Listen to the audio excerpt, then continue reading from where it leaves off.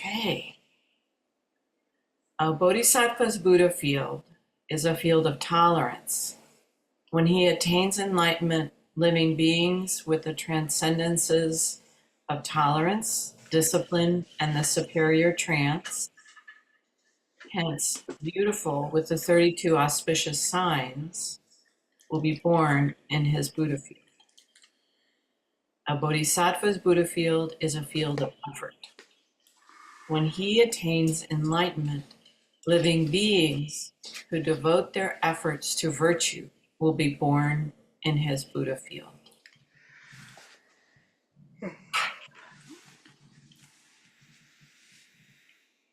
A bodhisattva's Buddha field is a field of meditation. When he attains enlightenment, living beings who are evenly balanced through mindfulness and awareness will be born in his Buddha field. A bodhisattva's Buddha field is a field of wisdom. When he attains enlightenment, living beings who are destined for the ultimate will be born in his Buddha field. A bodhisattva's Buddha field consists of the four immeasurables. When he attains enlightenment, living beings who live by love, compassion, joy, and impartiality will be born in his Buddha field. A bodhisattva's Buddha field consists of the four means of unification. When he attains enlightenment, living beings who are held together by all the liberations will be born in his Buddha field.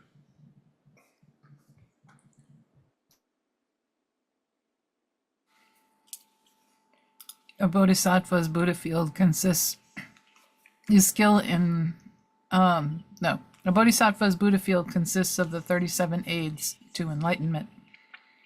When he attains enlightenment, living beings who devote their efforts to the four foci of mindfulness, the four right efforts, the four bases of magical power, the 5 spiritual faculties, the 5 strengths, the 7 factors of enlightenment, and the 8 branches of the holy path will be born in his Buddha field. One paragraph was skipped. The one above that one. A bodhisattva's Buddha field is skill in liberative art. When he attains enlightenment, living beings skilled in all liberative arts and activities will be born in his Buddha field. Do we assume that that means the art of liberation?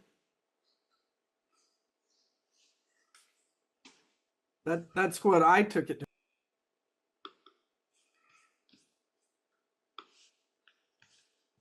I sort of took it to mean art that liberates.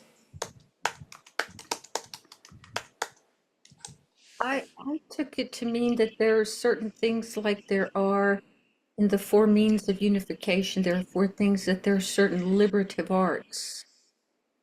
And I don't know what those liberative arts are. Yeah. And I took it kind of, if living by skillful means is a liberative way to live. Well, I looked it up, and in a Buddhist context, it's pretty much what Anne said. Refers to artistic expression that aims to free, awaken, and transform both the artist and the viewer. Think of Zen ink paintings, Sanskrit calligraphy, theater, poetry, and song. Cool. So Kim was wrong. Okay.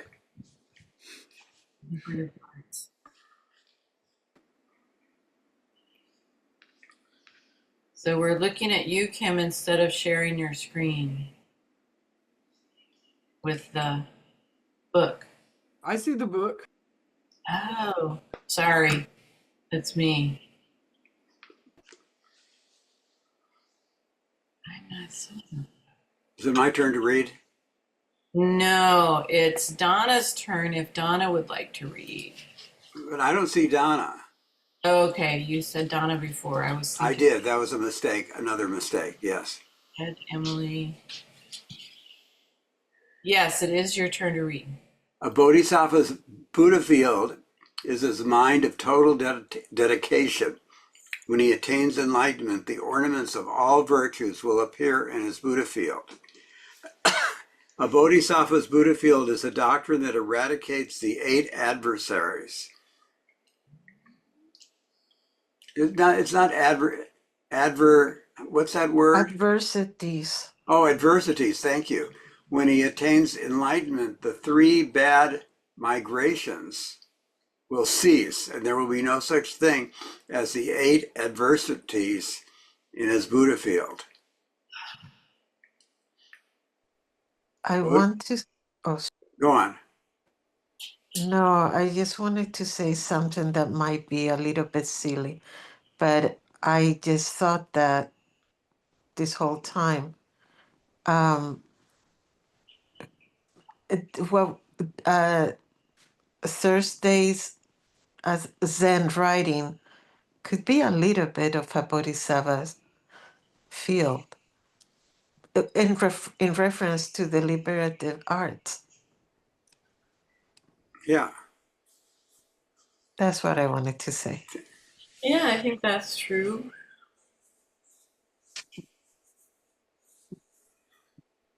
What are the 3 bad migrations? I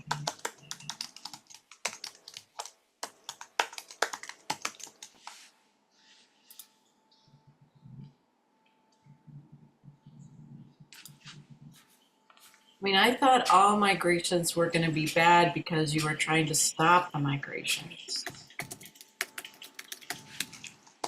Maybe it's a migration to something worse, the same thing, or something better. I don't know. It refers to the 3 lower realms of rebirth, also called the 3 evil destinies or the 3 unfortunate realms. These are places beings are reborn as a result of unwholesome karma, particularly in greed, hate, and delusion. The hell realm, the hungry ghost realm, and the animal realm.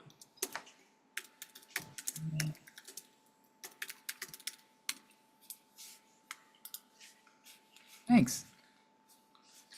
A bodhisattva's Buddha field consists of his personal observance of the basic precepts and his restraint in blaming others for their transgressions. When he attains enlightenment, even the word crime will never be mentioned in his Buddha field. A bodhisattva's Buddha field is the purity of the path of the 10 virtues. When he attains enlightenment, living beings who are secure in long life, great in wealth, chaste in conduct, enhanced by true speech, soft-spoken, free of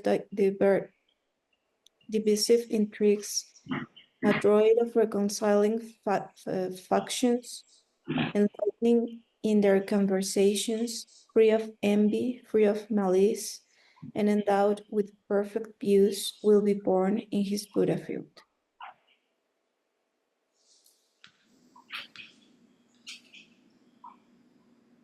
Thus, noble son, just as is the Bodhisattva's production of the spirit of enlightenment, so is his positive energy. And just as is his positive thought, so is his virtuous application. His virtuous application is tantamount to his high resolve. His high resolve is tantamount to his determination. His determination is tantamount to his practice. His practice is tantamount to his total dedication. His total dedication is tantamount to his liberative art. His liberative art is tantamount to his development of living beings. And his development of living beings is tantamount to the purity of his Buddha field. I'm unable to read because I cannot see the book. I was able to see it before, but now I can't. What happened to mine was I went up to the very top, the right-hand top of my screen, and there's a thing that says meeting, and there's a thing that says Kim's screen. If you see that. And I had to click on Kim's screen. I have speaker view, gallery view, multi-speaker view. Um, o- okay, I clicked on the multi-speaker view and it gave me, I can see a little bit, but it's just weird.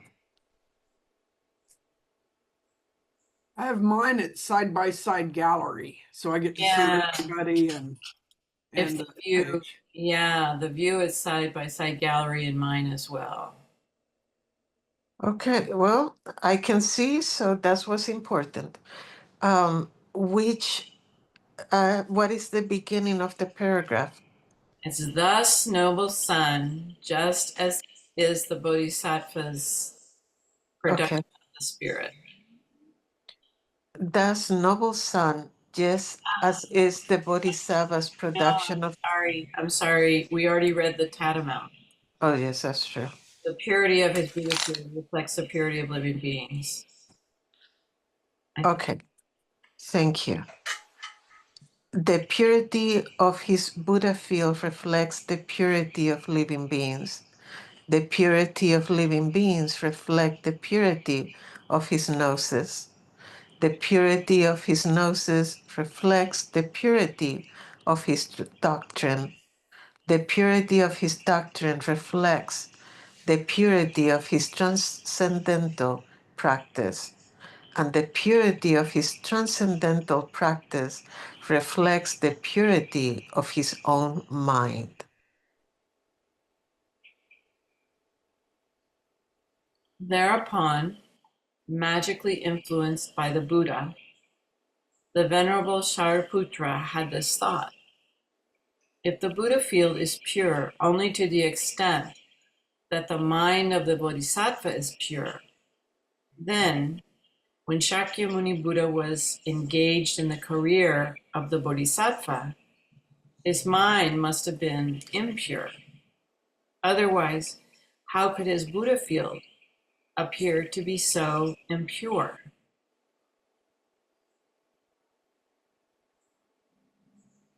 So I understand this, that Sariputra is saying that the Buddha field of Sakyamuni Buddha is this world right here, right now, and it's impure. Is that what other people think that means?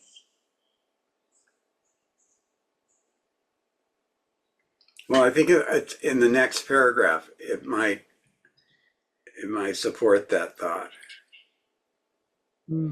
Okay, I'll read the next paragraph. The Buddha, aware of Venerable Sariputra's thoughts, said to him, "What do you think, Sariputra? Is it because the sun and the moon are impure that those blind from birth do not see them?"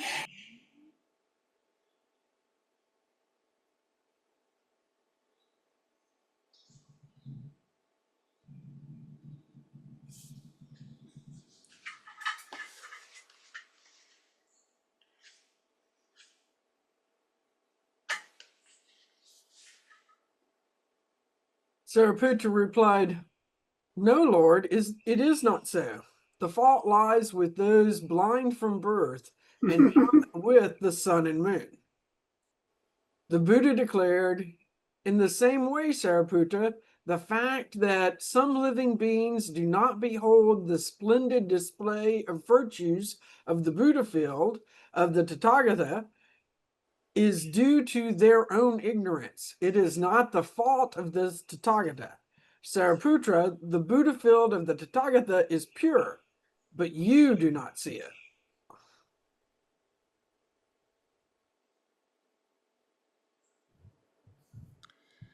Then the Brahma Sikhin said to the Venerable Sariputra, "Reverend Sariputra, do not say that the Buddha field of the Tathagata is impure." Reverend Sariputra, The Buddha field of the Tathagata is pure. I see the splendid expanse of the Buddha field of the Lord Sakyamuni as equal to the splendor of, for example, the abodes of the highest deities. Then the Venerable Sariputra said to the Brahma Sikhen, "As for me, O Brahma, I see this great earth with its highs and lows, its thorns, its precipices, its peaks and its abysses, as if it were entirely filled with ordure." What is ordure?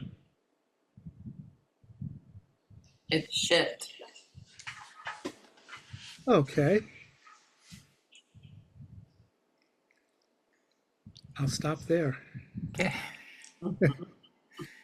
Brahmasikin replied, "The fact that you see such a Buddha field as this, as if it were so impure, Reverend Shariputra, is a sure sign that there are highs and lows in your mind, and that your positive thought in regard to the Buddha gnosis is not pure either. Reverend Shariputra, those whose minds are impartial toward all living beings and whose positive thoughts toward the Buddha gnosis are pure, see this Buddha field as perfectly pure."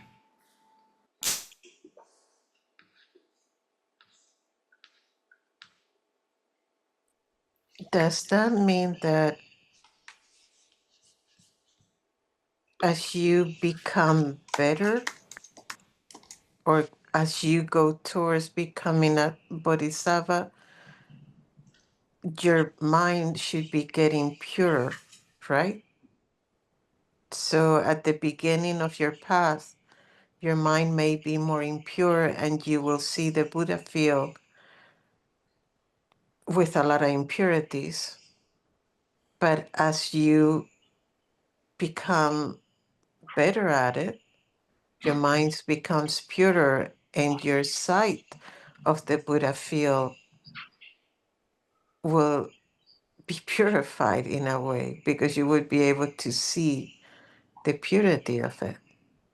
Did I understand that correctly? Kim, can you go back a little bit so we can see what Brahma Sikhan said? Sign that there are highs and lows in your mind. So I think he's saying those whose minds are impartial toward all living beings. So if you're impartial, if you don't see good and bad, like they were saying earlier, if the word crime doesn't occur in your Buddha field, you see everything as impartially, then you will, at that point, everything will be pure. What do you think, Cassie? Well, I was wondering if, like, to what you were just saying, if the definition of purity is really non-dualistic. Like, every time they're talking about purity, we're talking about non-dualistic thought, and every time we're talking about non-purity, we're talking about defining things, making them smaller, putting them in dualistic categories. But I was like Starlight, I was just working on what the definition of purity really was. That's a really good point. Yeah, because we, in our culture, in this culture right now, we think it means really, really good. And maybe that's not what they're implying. It just means Because lots the of good like- is locked into the dualistic thing. right. And if you think about, okay, let's look at all the terrible things that happen with impartiality. And if I could see them equal to the really good things, then that would be a pure Buddha field. But that kind of flies in the face of how we define purity. But yeah, Starlet. Could it be then that purity in the Buddha field really means seeing things as they are? If they are good, seeing them for being good. If they are bad, seeing them for being bad. And if they are a mixture of good and bad, seeing them just as is.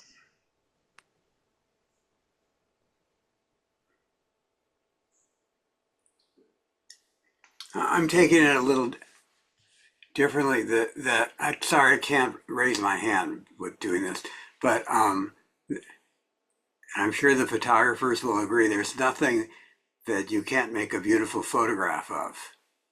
You know, that you can see it as, you can see everything as beautiful, and I think that's the way that they're speaking here. I don't think it's a good and bad thing. There's no dualism. Just like some people can see every person as beautiful.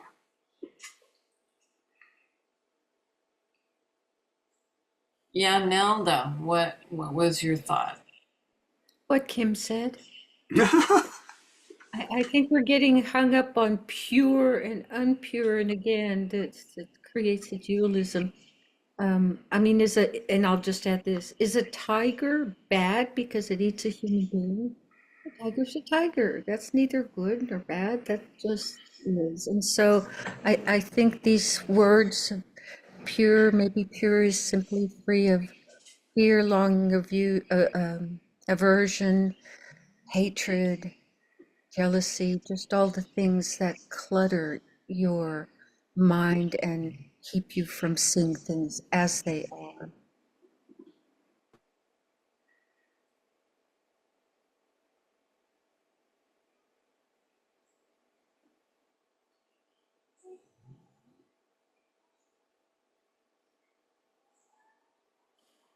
So I can't remember whose turn it is to be reading. I think Was it Kim? Emily, did you read last? What was the last thing we read? Orger, and then yeah, I think I read. See this Buddha field is perfectly pure. Maybe. Yeah, we're two. Thereupon the Lord touched. So it might be Kim.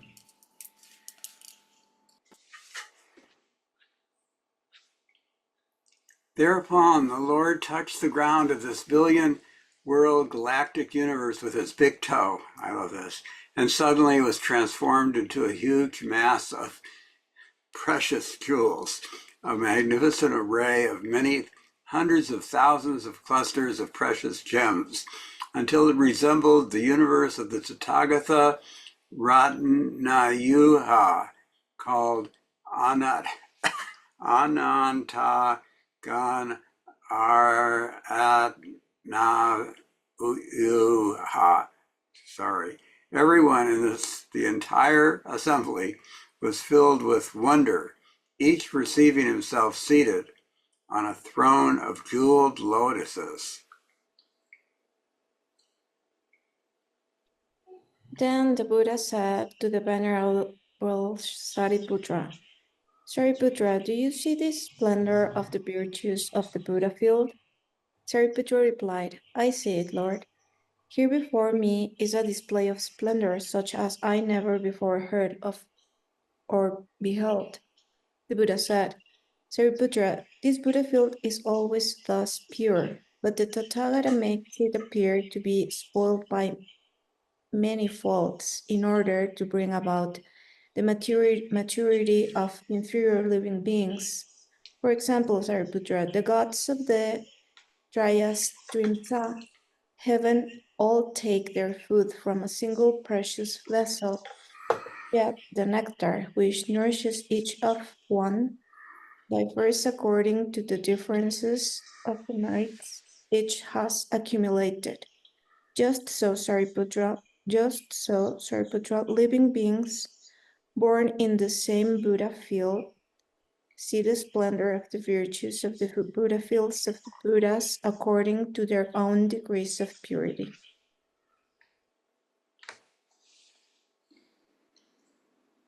When this splendor of the beauty of the virtues of the Buddha field shone forth, 84,000 beings conceived the spirit of unexcelled perfect enlightenment. and the 500 Likavi youths who had accompanied the young Likavi Ratnakara all attained the conformative tolerance of ultimate birthlessness.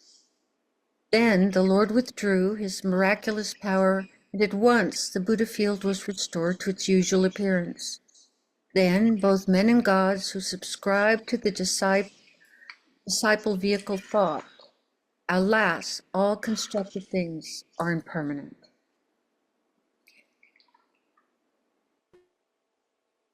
Thereby, 32,000 living beings purified their immaculate, undistorted Dharma eye in regard to all things.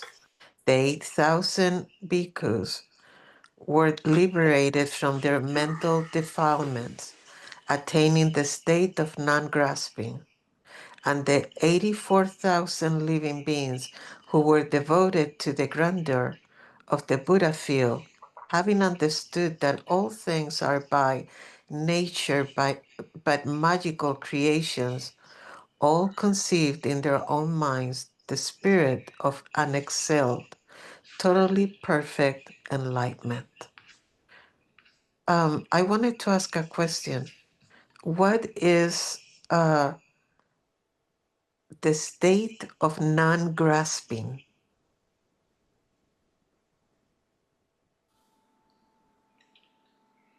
I think it's when you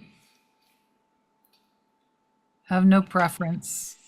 You're not bound by the illusion of permanence.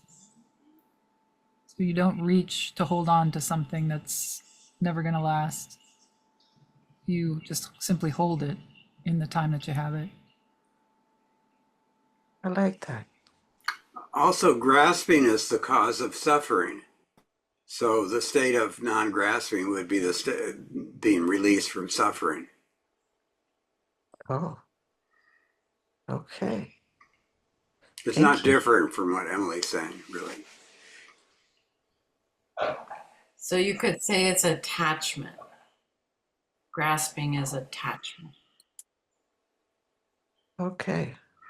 I see that. The difference of grasping a bird in your hand versus letting it just have an open hand and be on it. Thank you.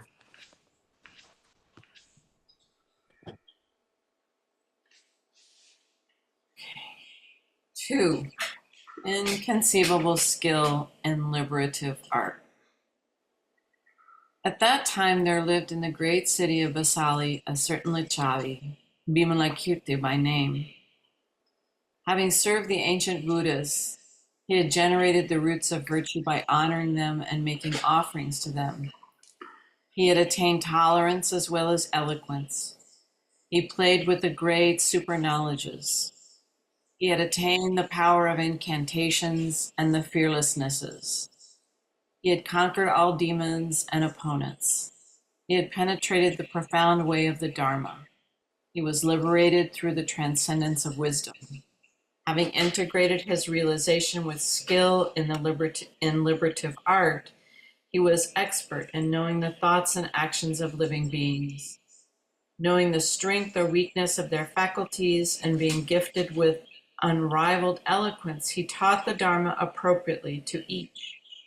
Having applied himself energetically to the Mahayana, he understood it and accomplished his task with great finesse.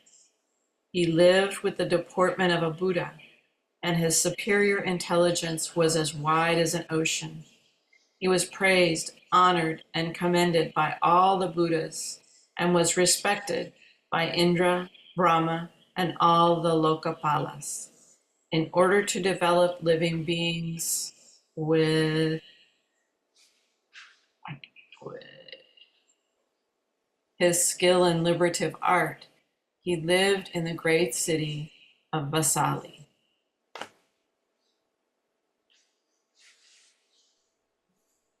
His wealth was inexhaustible for the purpose of sustaining the poor and the helpless. He observed a pure morality in order to protect the immoral. He maintained tolerance and self-control in order to reconcile beings who were angry, cruel, violent, and brutal. He blazed with energy in order to inspire people who were lazy. He maintained concentration, mindfulness, and meditation in order to sustain the mentally troubled.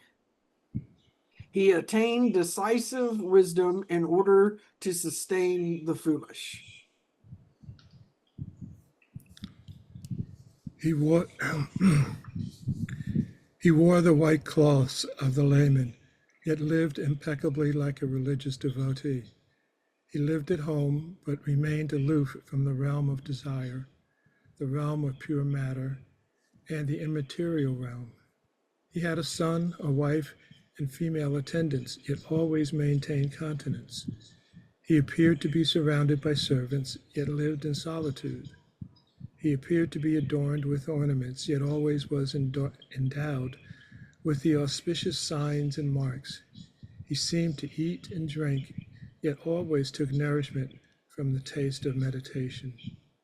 He made his appearance at the field of sports and in the casinos, but his aim was always to mature those people who were attached to games and gambling. He visited the fashionable outsider teachers, yet always kept unanswering loyalty to the Buddha. He understood the mundane and transcendent sciences and esoteric practices, yet always took pleasure in the delights of the Dharma. He mixed in all crowds, yet was respected as foremost of all.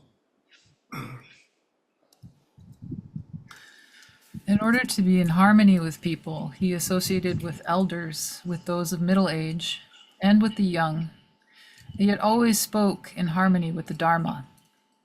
He engaged in all sorts of businesses, yet had no interest in profit or possessions. To educate living beings, he would appear at crossroads and on street corners, and to protect them, he participated in government. To turn people away from the individual vehicle and to engage them in the Mahayana, he appeared among listeners and teachers of the Dharma. To develop children, he visited all the schools. To demonstrate the evils of desire, he even entered the brothels. To establish drunkards in correct mindfulness, he entered all the drinking houses.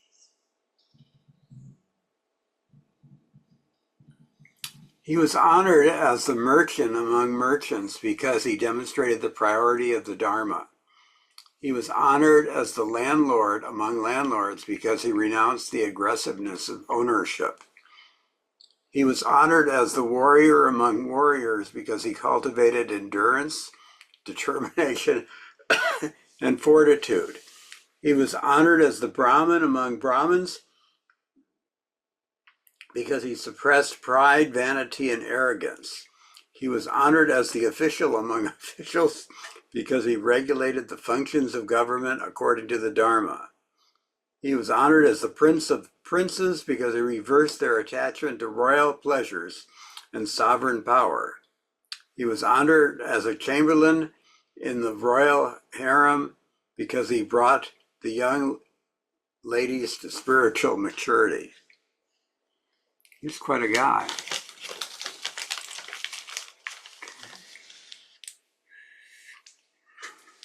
He was compatible with ordinary people because he appreciated the excellence of ordinary merits.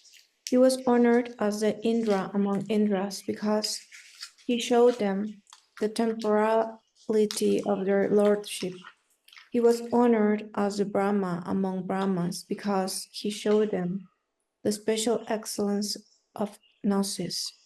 He was honored as the Lokapala among Lokapalas because he fostered the development of all living beings. Thus lived the Lichavi Vimalakirti in the great city of Vaisali, endowed with an infinite knowledge of skill in liberative arts. At that time, out of this very skill in liberative arts, Vimalakirti manifested himself as if sick. To inquire after his health, the king, the officials, the lords, the youths, the Brahmins, the householders, the businessmen, the townfolk, the country folk, and thousands of other living beings came forth from the great city of Vaisali and called on the invalid. When they arrived, Vimalakirti taught them the Dharma, beginning with his discourse from the actuality of the four main elements. Friends, this body is so impermanent, fragile, unworthy of confidence, and feeble. It is so unsubstantial, perishable, short lived, painful, filled with diseases, and subject to changes. Thus, my friends, as this body is only a vessel of many sicknesses, wise men do not rely on it. This body is like a bowl of foam, unable to bear any pressure.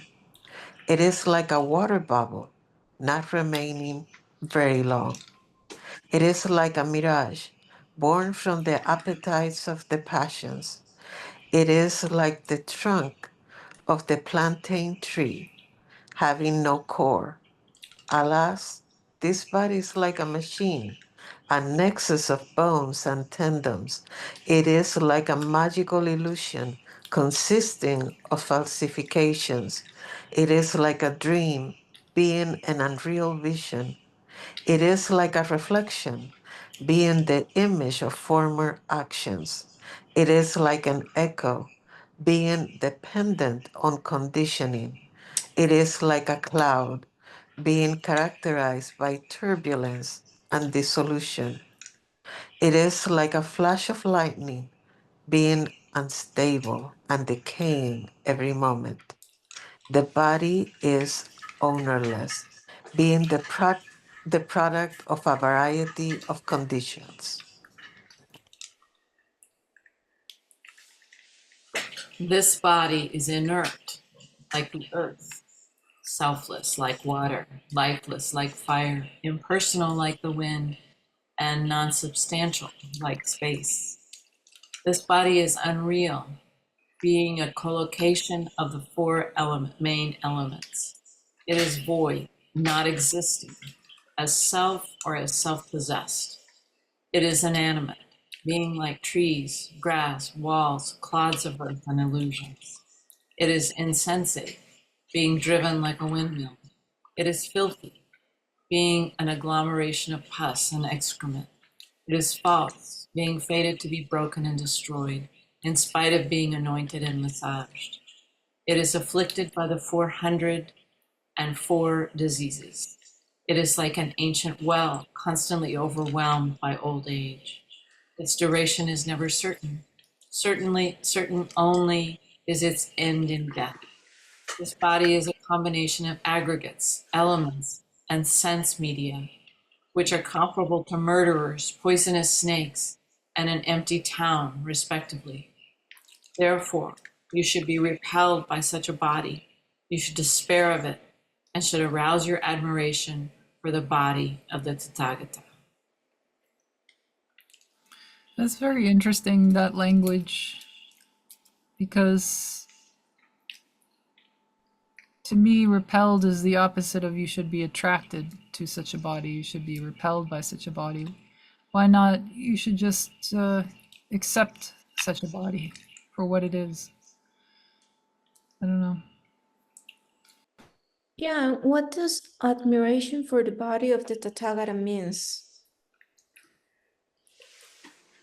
Well, he's going to go into it in the next paragraph. The Tathagata is Buddha. I know, but Yeah. And I think it means the body of the Tathagata means more like the teaching, the Dharma, the spiritual life. Well, that's what it's the body of Dharma. So I would say, yeah, I mean, I agree with Emily. To me, this is really sort of what? Really a weird thing to say. Well, remember, there's a meditation that the Buddha had his monks do about the body from this viewpoint, so that they would be kind of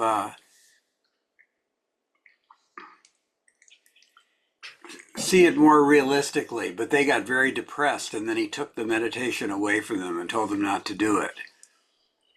Yeah, I remember that. But you should be repelled by such a body.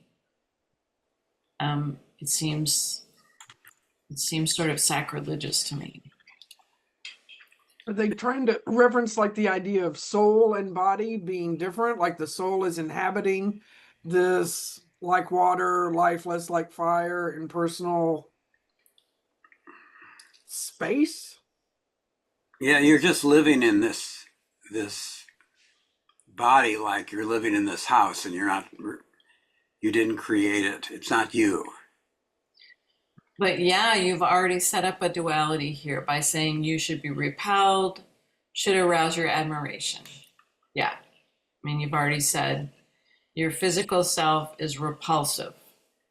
Your spiritual self is admirable.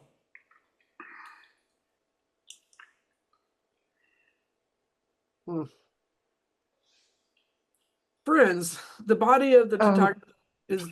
I just wanted to add to what Emily was saying, and Yuan. The thing is that if we go with accepting the body with all its limitations and knowing that it's going to fail, that it's going to degrade and it's not going to last, would that be an okay option? Yeah, I think he was trying to get people to that point where they would accept things as they were. Oh, cool. I like that. I think all of us, in some way, I know all of you, have some, issue with a body that is not doing what you want it to do. But I'm also really amazed and awestruck by what my body does. And I take great joy in it, as well as I suffer with it.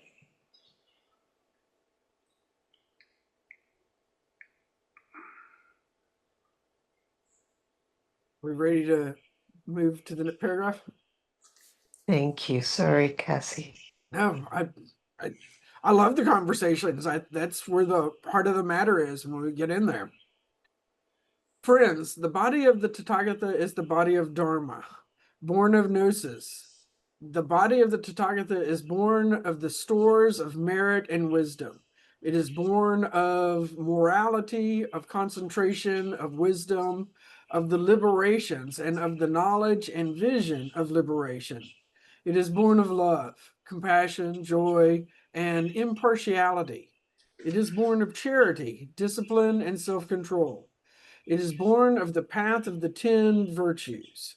It is born of the patience and gentleness. It is born of the roots of the virtue planted by solid efforts. It is born of the concentrations, the liberations, the meditations, and the absorptions. It is born of learning, wisdom, and liberative art. It is born of the 37 aids to enlightenment. It is born of mental quiescence. I don't know that word. Quiescence. Quiescence, thank you. And transcendental analysis. It is born of the 10 powers, the 4 fearlessness, and the 18 special qualities. It is born of all the transcendences. It is born from science and super knowledges.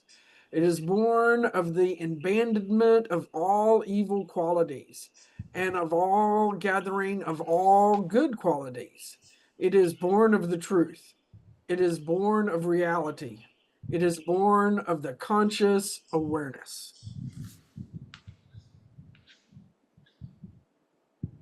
Okay.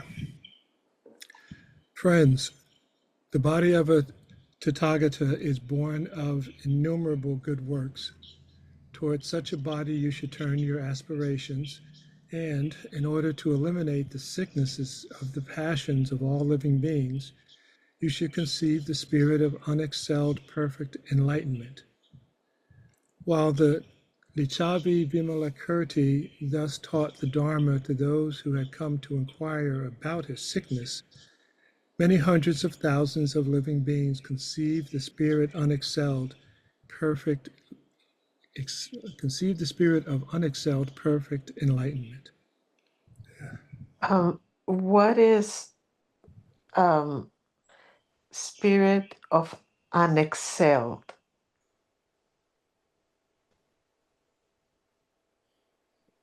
So I think they're just talking about enlightenment. They're just talking about enlightenment, which is higher than anything else, and it's totally perfect enlightenment. That's what I think. Nothing excels us, is the way I'm taking it. The Oh, state.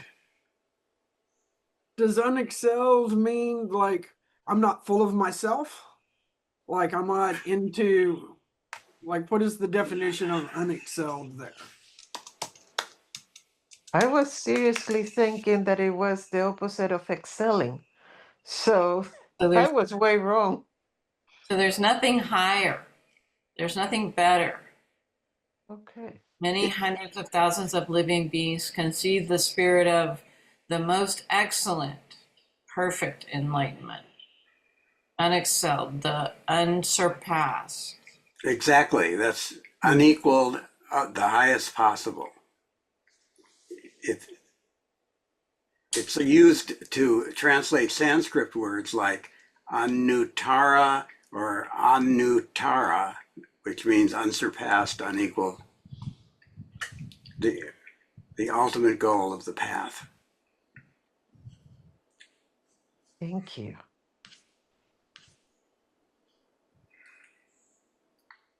We're coming up on 8 o'clock, but we can still go, looks like about 7 minutes until we get to 8 o'clock.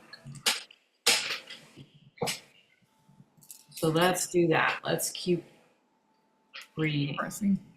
Chapter 3, The Disciples and the Bodhisattva's Reluctance to Visit Vimalakirti.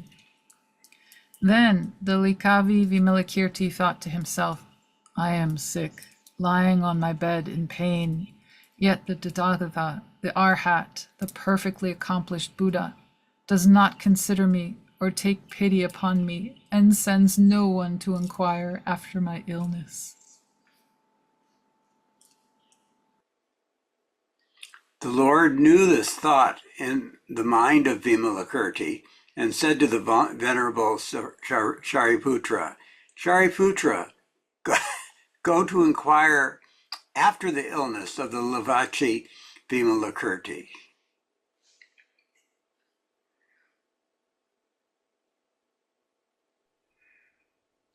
But the Buddha knew that he was faking it, Yeah. and he still played along.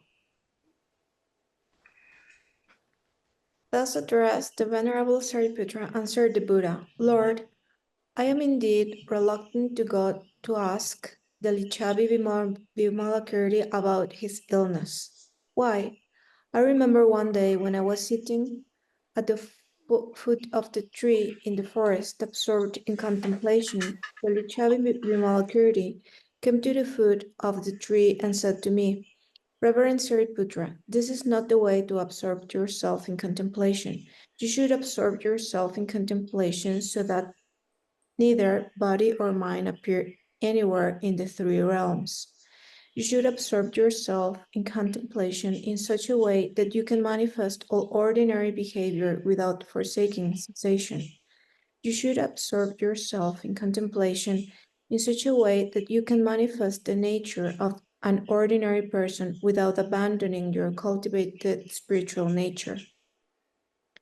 You should absorb yourself in contemplation so that the mind neither settles within nor moves without toward external forms. You should absorb yourself in contemplation in such a way that the 37 aids to enlightenment are manifest without deviation toward any convictions. you should absorb yourself in contemplation in such a way that you are released in liberation without abandoning the passion that are the province of the world.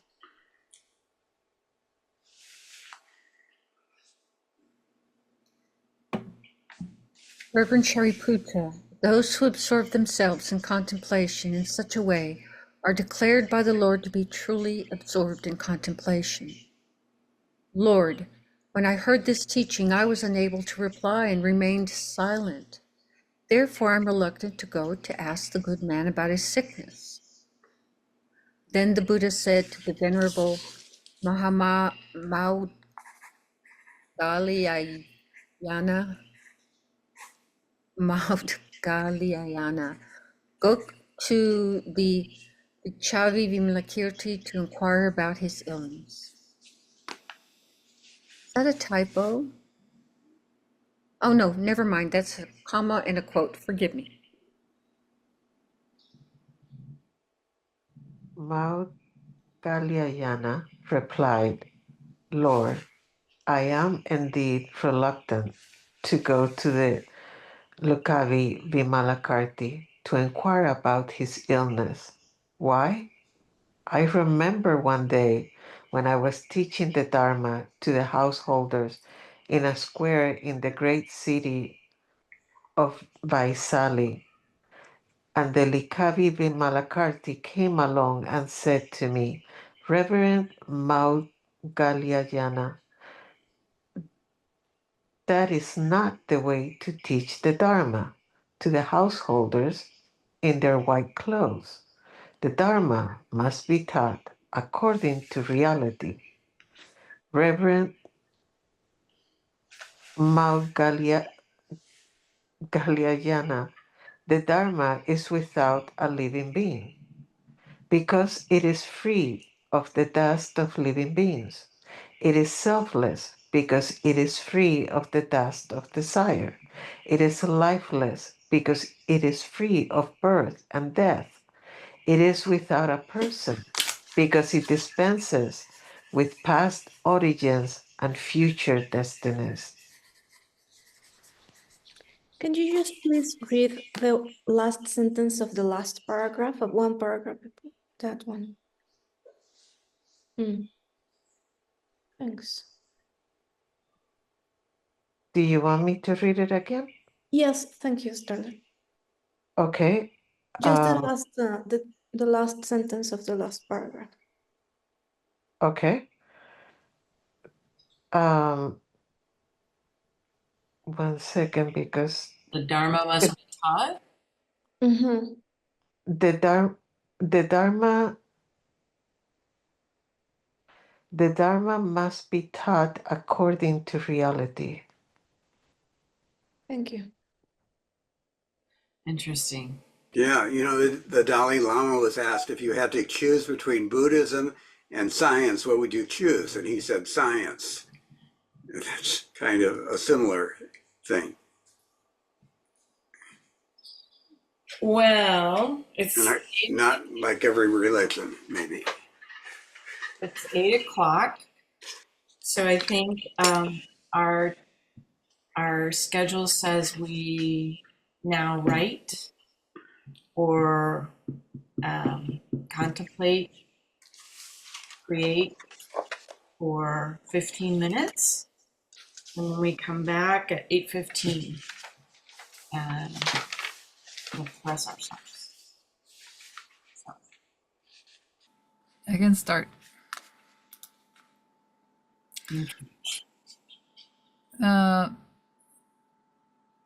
This body is contagion. Laughter ripples through a crowd so easy. Be careful, it's catching. A yawn is a virus, spread through the sound and sight of gaping mouths, no matter how alert, how caffeinated one may be. Many succumb to its bored power, the sunset of a snooze. Love is an epidemic. The outstretched hand, the embrace of shoulders, infects the people, transmits the message. Everything is perfect. Everything and every moment matters. Equally, exactly. extraordinary.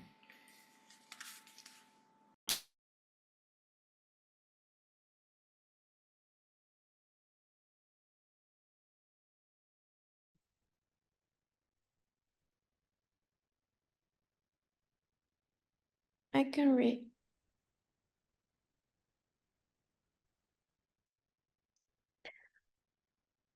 While teaching how to sew a rakasu, the sewing doshi said, in reference to the fabric pieces that could make it up, treat them as dharma objects, don't put things over them, nor drinks nearby.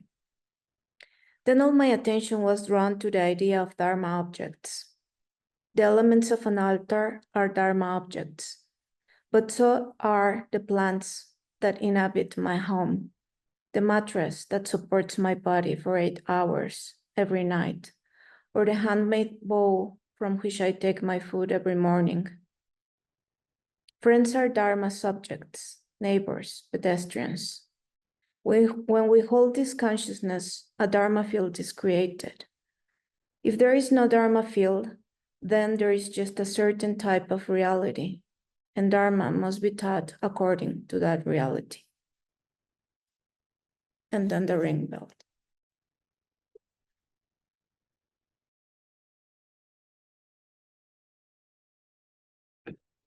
Loved seeing your face, Anne, when she said sewing. Anne just went chink. I saw that sewing teacher in you. It was nice. The quote, alas, all constructed things are impermanent. Then my part. Everything I think is wrong. Not like a joke, but like everything I construct in my mind is literally only my construction, my projection, and my ancient tangled karma. Vimalakirti could experience wealth without being defined by it, without being dragged into its subtle forms of entitlement. He made sure the Dharma was for everyone, whether they considered themselves to be in low or high station or ranks on a moral compass. Then there's this idea of sitting as karmic body and sitting as Buddha body, to remember we are both. Then all the teachers and the bodhisattvas and arhats and Sariputra and the like did not want to go see Vimalakirti, because the last time they saw him, he had called them on their shit. He had given them a lesson that they were not ready to receive. Was this a violence?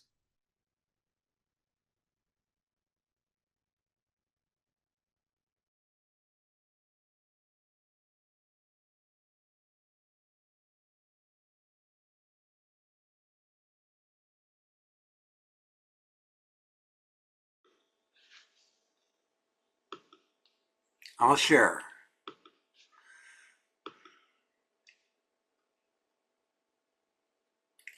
I am sick. Come visit me. Please, I'm not contagious. Please.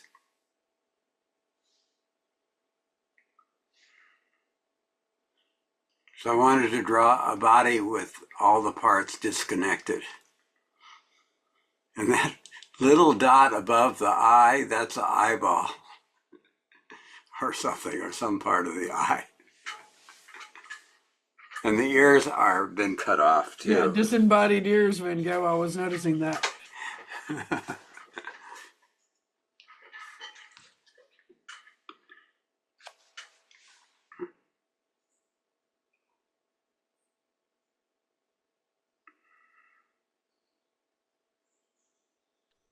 I was a little bit all over the place.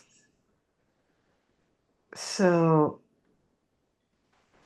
I'm really, deliberative arts, I really like it. In the point of let's become enlightened by making art. Let's enlighten ourselves by seeing the art made by others. Also, being able to look at the world with purity lenses. being able to see good and bad without judgment. And in doing so, being able to perceive the intrinsic beauty of all.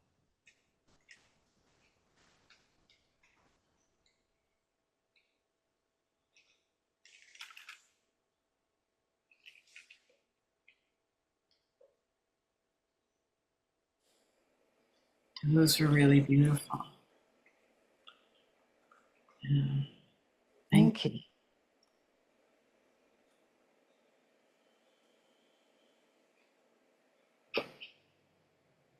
Well, is there anything else that anybody would like to comment on? Any insights or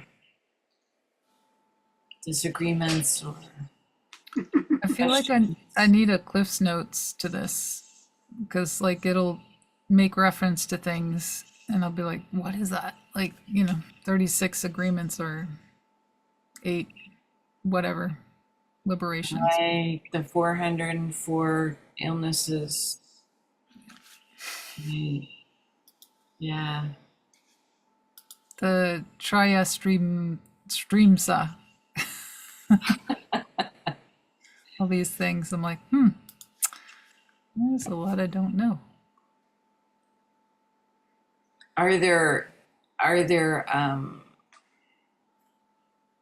footnotes in this? It doesn't seem like there are.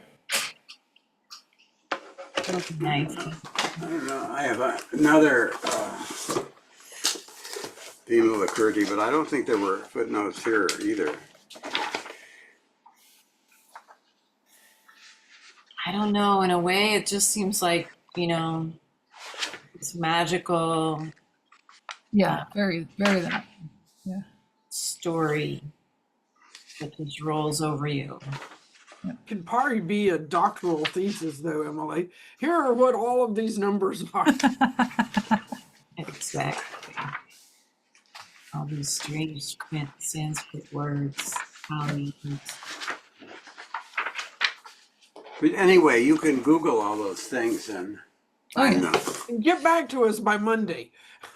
Yeah, right. Right. Just have a list. Oh. That you compile them for us. Yes. In at least 3 languages. No problem. Right. And then the funny thing would be that Vimalakirti would come by and say, no, this is how you're supposed to do it. You're really supposed to know. What do you think you're doing? He would You're doing- suddenly appear out of nowhere. He does suddenly appear out of nowhere.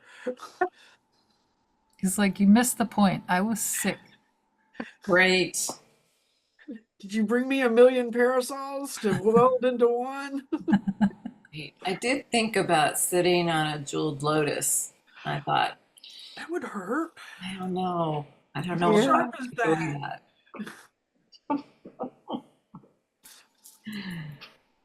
Oh. So he's not so full of conceit that he doesn't, he respects the Buddha and the other Buddhas. He He's just not doesn't so suffer fools. full of himself. This version does not really make him full of himself at all. It makes him really virtuous. Unlike the beginning guy.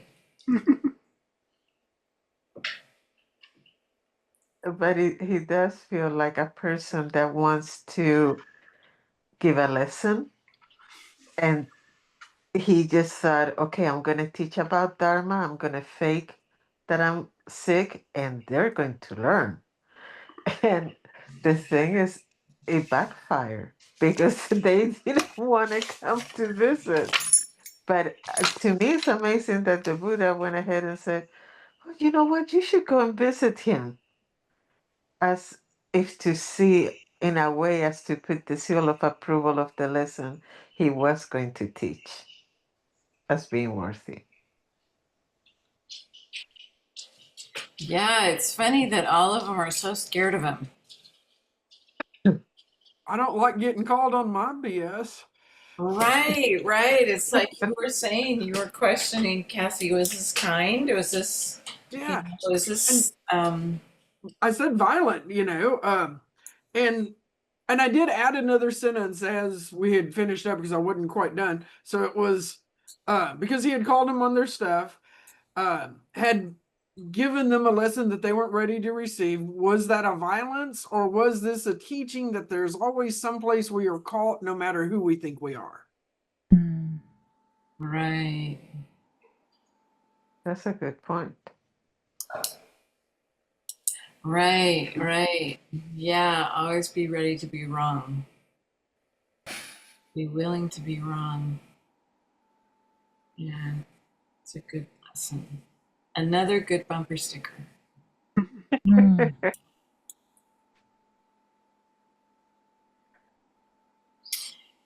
Okay, well, I think we're through for this evening. We'll see you next week.